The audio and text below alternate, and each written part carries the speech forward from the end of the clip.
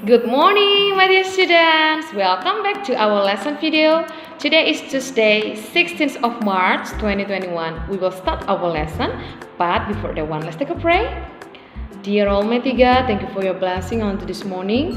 Now we want to start our lesson. Please open our heart and our mind. Bless our teachers and also parents. Forgive us for our sins. Thank you God. Amen. Well, pagi hari ini kita akan belajar tentang tematik dan juga matematika. Mari belajar dengan penuh semangat. Open your book page 141, halaman 141, kita masuk ke pembelajaran yang keempat. Nah anak-anak, pagi hari Siti menerima pesan singkat atau disingkat menjadi SMS dari Lani melalui ponsel milik ibu. Rupanya Lani mengajak Siti untuk berenang bersama. Siti meminta izin kepada ibu untuk pergi berenang bersama Lani dan Dayu. Nah, ibu mengizinkan Siti pergi berenang. Ibu meminta Bibi untuk menemani Siti pergi berenang. Berenang merupakan olahraga air yang baik. Pada saat berenang, semua otot tubuh bergerak, namun kita harus waspada akan bahaya berkegiatan di air. Bahaya yang mungkin terjadi di kolam renang adalah tenggelam. Nah, agar tetap selamat saat berenang, kita harus ditemani oleh orang yang sudah mahir. Nah, kita perhatikan poster cara menjaga keselamatan diri di kolam renang. Yang pertama, gunakan pelampung. Kemudian lakukan pemanasan untuk mencegah cedera. Lalu berlatih berenang di kolam yang dangkal dan tidak berenang sendiri dan pastikan ada yang mengawasi. Itu dia tips cara menjaga keselamatan saat di kolam renang. Setelah berenang, Dayu meminjam telepon kantor kolam renang untuk menelepon ibu. Dayu minta izin kepada ibu untuk mengerjakan tugas kelompok di rumah Siti. Dayu sangat bersyukur karena ada alat bantu yang memudahkan dalam berkomunikasi. Dengan telepon, Dayu dapat langsung berbicara dan mendengarkan suara ibu. Telepon adalah alat komunikasi secara lisan. Selain alat komunikasi lisan, hingga saat ini alat komunikasi tulisan juga masih terus berkembang. Kita baca teksnya ya, alat komunikasi tulisan. Sejak zaman dahulu, komunikasi secara tertulis sudah mulai dilakukan. Ada surat yang ditulis pada daun lontar. Selanjutnya, surat ditulis pada selembar kertas dan dimasukkan ke dalam amplop. Surat akan dikirim oleh petugas pos dalam waktu tertentu. Waktu penyampaian surat tergantung pada jarak tujuan dan biaya pengiriman. Biasanya sekitar 3 hari sampai 1 minggu. Nah, pada abad 21 mulai dikenal surat elektronik atau surel. Surel dikirim melalui jaringan internet dengan alat bantu komputer. Melalui surel, pesan dapat diterima di tempat tujuan sesaat setelah dikirim. Tentu saja hal tersebut sangat membantu komunikasi. Kini surel bukan lagi satu-satunya alat komunikasi yang cepat. Melalui telepon seluler, kita dapat berkirim pesan menggunakan aplikasi pesan singkat atau SMS. Bahkan saat ini kita dapat saling berkirim data penting melalui ponsel dengan berbagai pilihan aplikasi. Nah, kita lingkari jenis-jenis produk yang dihasilkan oleh teknologi komunikasi. Ada surel, daun lontar, pesan singkat atau SMS, lalu surat, komputer, ponsel, internet, amplop, dan buku. Nah, kamu dapat menjawab secara mandiri ya nak. Kemudian, temukan kalimat utama dari tiap paragraf, lalu tuliskan ringkasan alat komunikasi tulisan. Berikut Miss tampilkan contohnya. Pada zaman dahulu, komunikasi sudah mulai dilakukan secara tertulis, lalu berkembang.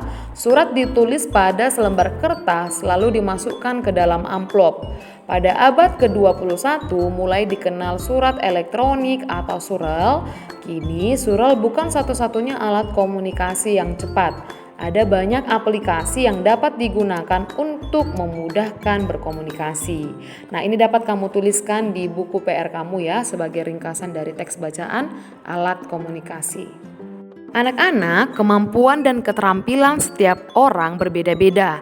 Namun, perbedaan tidak menghalangi kita untuk bekerja sama. Dengan adanya perbedaan, kita tetap dapat saling membantu. Selain itu, kita dapat saling melengkapi. Hal tersebut dinamakan kolaborasi. Menurut Kamus KBBI, kolaborasi perbuatan bekerja sama. Nah, itu kita ingat ya. Kemudian, kerjasama merupakan pengamalan sila keempat Pancasila yang berbunyi kerakyatan yang dipimpin oleh hikmat kebijaksanaan dalam permusyawaratan perwakilan. Ada pertanyaan, apakah kemampuan setiap orang sama? Tidak ya, kemampuan orang berbeda-beda.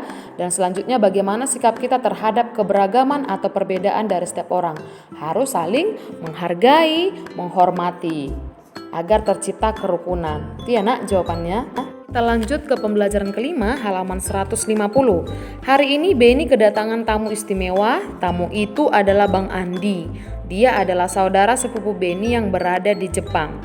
Nah, beberapa waktu yang lalu, ayah menunjukkan surat dari Bang Andi.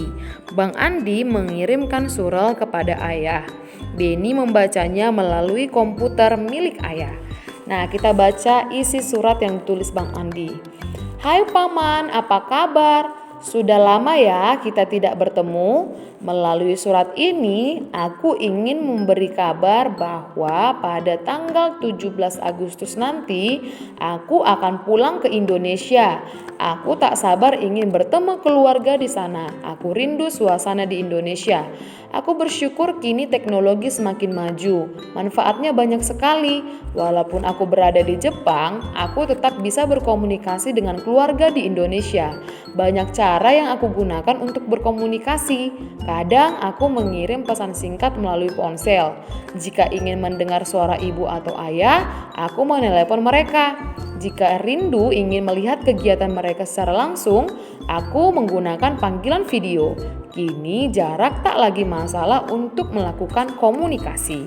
Demikian informasi dariku. Sampaikan salamku untuk Bibi dan Beni. Katakan pada Beni kalau aku akan datang dan mengajaknya bermain. Terima kasih Paman, sampai jumpa.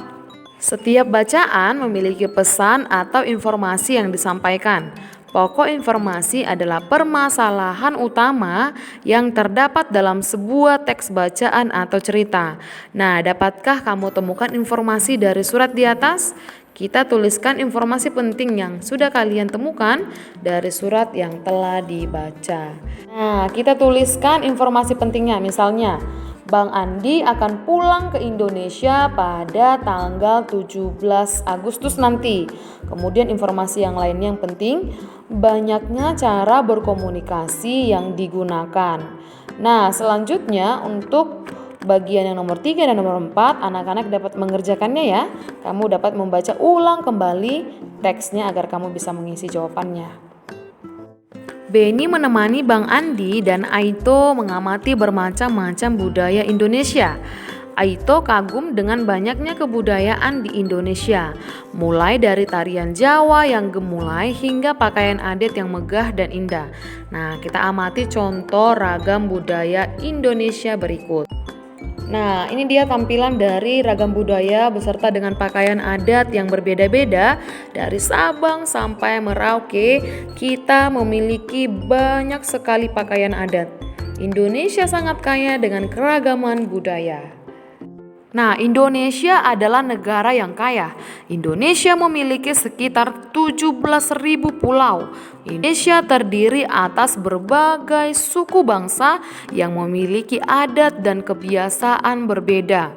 Indonesia memiliki dasar negara yaitu Pancasila. Sila ketiga Pancasila menjadi landasan agar kita selalu hidup rukun. Semboyan bangsa Indonesia adalah Bhinneka Tunggal Ika. Artinya berbeda-beda namun tetap satu. Semboyan ini kita temukan pada lambang negara Indonesia, burung Garuda. Nah, Indonesia memiliki bermacam budaya yang berbeda, namun semua saling menghargai. Walaupun memiliki perbedaan dalam kebiasaan sehari-hari, pertengkaran dapat dihindari jika kita mau saling memahami. Hal tersebut merupakan pengamalan sila ketiga dari Pancasila.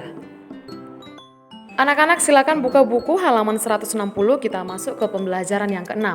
Udin, Edo, Siti, Dayu, Lani, dan Beni sedang berdiskusi bersama. Nah, Bang Andi dan Aito ikut bergabung. Rupanya Bang Andi dan Aito memperpanjang liburannya. Udin dan teman-teman mengamati letak negara Jepang melalui bola dunia. Ternyata letaknya cukup jauh dari Indonesia. Siti bertanya kepada Aito mengenai cara berkomunikasi dengan keluarga di Jepang. Aito menjelaskan bahwa kini banyak media yang dapat digunakan berkomunikasi. Salah satunya melalui aplikasi penyampaian pesan. Mari kita baca teks alat komunikasi masa kini. Manusia membutuhkan alat komunikasi untuk menyampaikan pesan dan informasi. Ilmu alat komunikasi berkembang agar manusia dapat berkomunikasi lebih mudah dan cepat. Aplikasi penyampai pesan merupakan salah satu alat komunikasi yang mudah digunakan. Aplikasi tersebut harus diunduh dalam ponsel, tablet, atau komputer. Yang termasuk ke dalam aplikasi penyampai pesan antara lain WhatsApp, Facebook, dan Messenger. Melalui aplikasi itu kita dapat melakukan percakapan.